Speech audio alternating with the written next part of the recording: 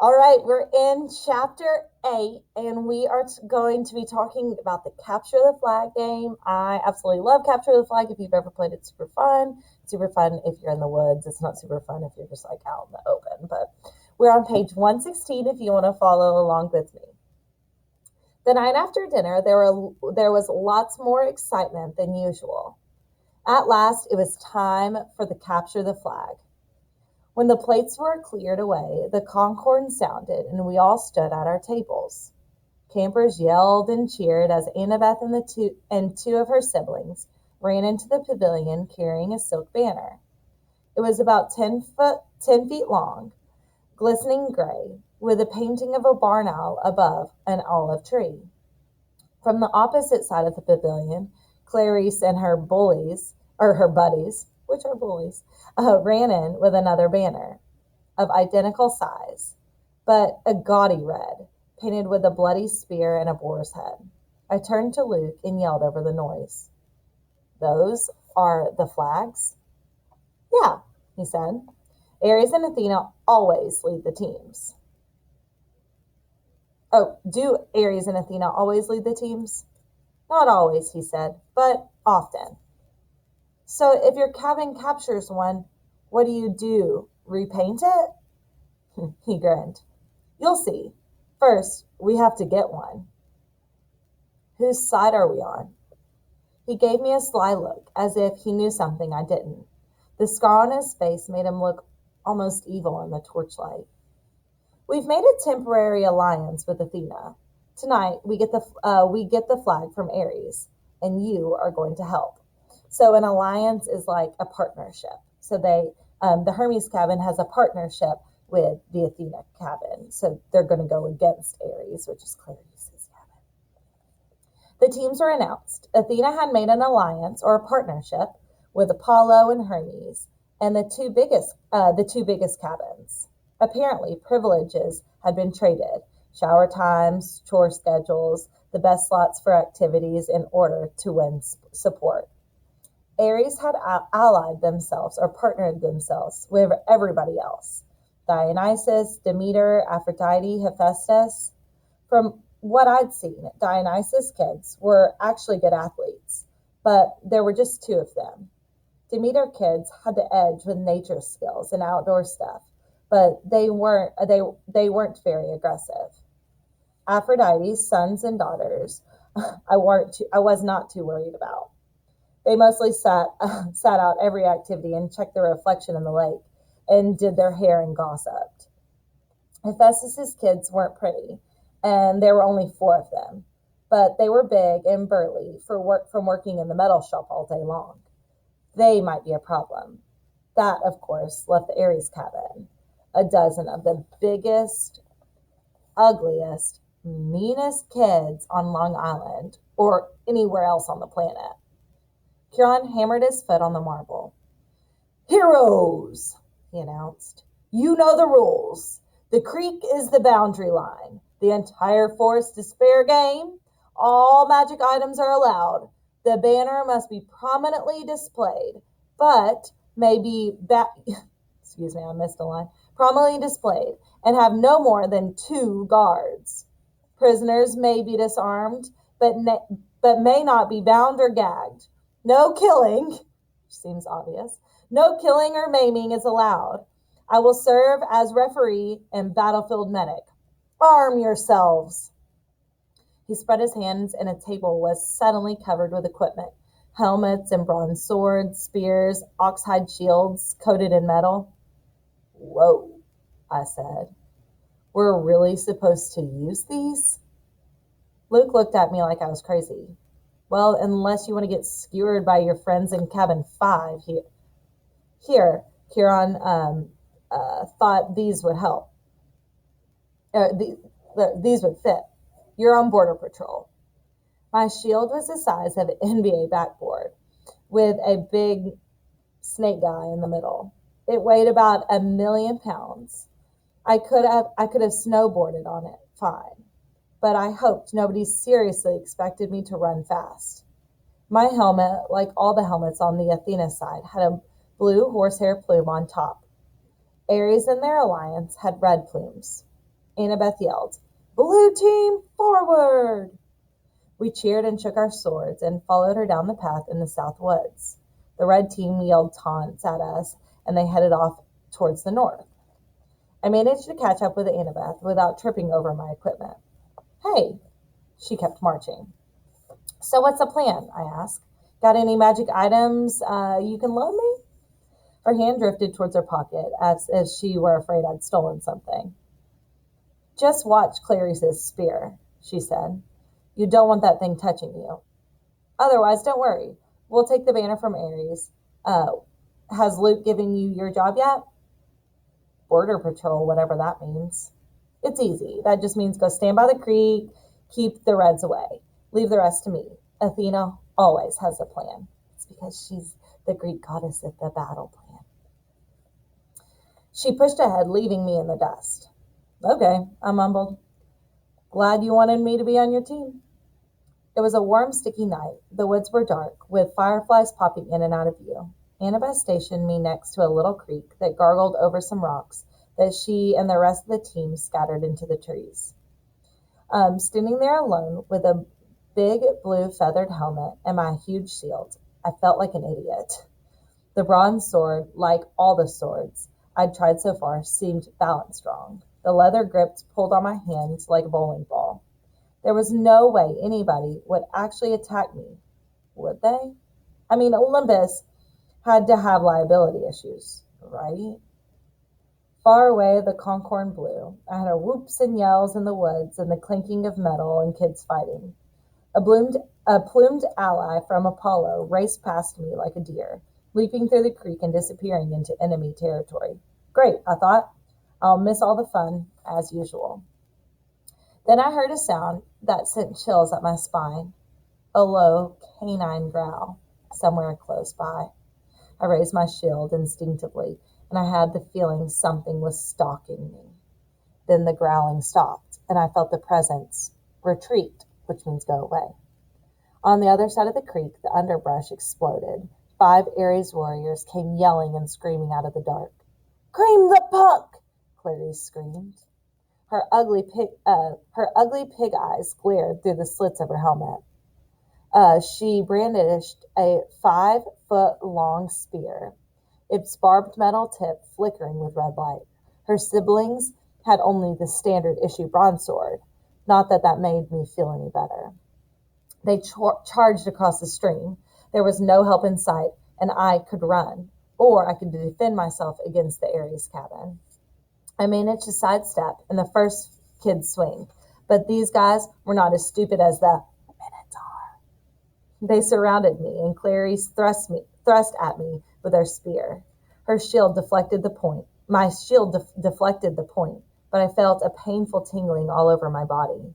My hair stood on end. My shield arm went numb, and the air burned.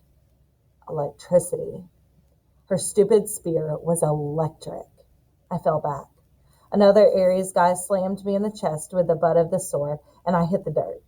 They could have kicked me into jelly, but they were too busy laughing. "Get a new haircut?" Clarice said. "Grab his hair." "Give him a haircut," Clarice said. "Grab his hair." I managed to get to my feet, and I raised my sword, but Clarice slammed it aside with her spear as sparks flew. Now both arms felt numb. "Oh, wow," Clarice said. "I'm scared of this guy. Really scared." "The flag is that way," I told her. I wanted to sound angry, but I was afraid it didn't come out that way. "Yeah," one of the siblings said. "But see, we don't care about the flag. We care about the guy who made our cabin look stupid." "You do that without my help," I told them. It probably wasn't the smartest thing to say. 2 of them came at me. I backed up towards the creek, tried to raise my shield, but Clarice was too fast. Her spear stuck me straight in the ribs. If I hadn't been wearing an armored breastplate, I would have been shish kebabbed. As it was, the electric point just about shocked my teeth out of my mouth. One of the cabin mates slashed his sword across my arm, leaving a good-sized cut. Seeing my blood made me dizzy, warm and cold at the same time. "No maiming," I managed to say. "Oops," the guy said. Guess I lost my dessert privileges. He pushed me into the creek and I landed with a splash, and they all laughed. I figured as soon as they were through being amused, I would die. But then something happened. The water seemed to wake up my senses, as if I just had a bag of Mom's double espresso jelly beans. Clarice and her cabin mates came into the creek to get me, but I stood to meet them, and I knew what to do. I swung the flat of my sword against the first guy's head and knocked his helmet clean off. I hit him so hard I could see his eyes vibrating as he crumbled into the water.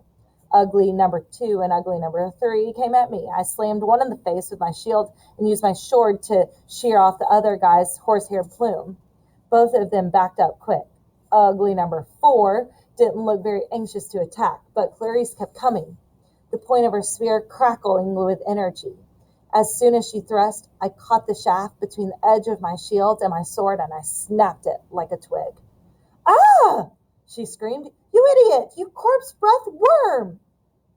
She probably would have said worse, but I smacked her between the eyes with my sword butt and sent her stumbling backwards out of the creek. Then I heard yelling, elated screams, and I saw Luke racing towards the boundary line with the red team's banner lifted high. He was flanked by a couple of Hermes guys, covering his retreat, and a few Apollo behind them, fighting off the Hephaestus kids. The Ares folk got up, and Clarice muttered a dazed curse. "A trick!" she shouted. "It was a trick!" They staggered after Luke, but it was too late. Everybody converged on the creek as Luke ran across into friendly territory. The other side exploded into cheer. The red banner shimmered and turned silver. The boar and spear were replaced with a huge snake thing, the symbol of Cabin 11. Everybody on the blue team picked up Luke and started carrying him around on their shoulders. Huron cantered out of the woods and blew the concord. The game was over, and we had won. I was about to join the celebration when Annabeth's voice right next to me in the creek said, "Not bad, hero." I looked, but she wasn't there. "Where the heck did you learn to fight like that?" she asked, and the air shimmered and she materialized, holding a Yankees baseball cap, as if she had just taken it off her head. I felt myself getting angry. I wasn't even fazed by the fact that she had just been invisible. "You set me up," I said. "You put me here because you knew Clarice would come after me while you sent Luke around the flank. You had it all figured out." Annabeth shrugged. "I told you, Athena always has a plan." "A plan to get me pulverized?" I came as fast as I could. I was just about to jump in, but she shrugged. "You didn't need help." Then she noticed of my wounded arm. "How did you do that?" "A sword cut," I said. "What do you think?"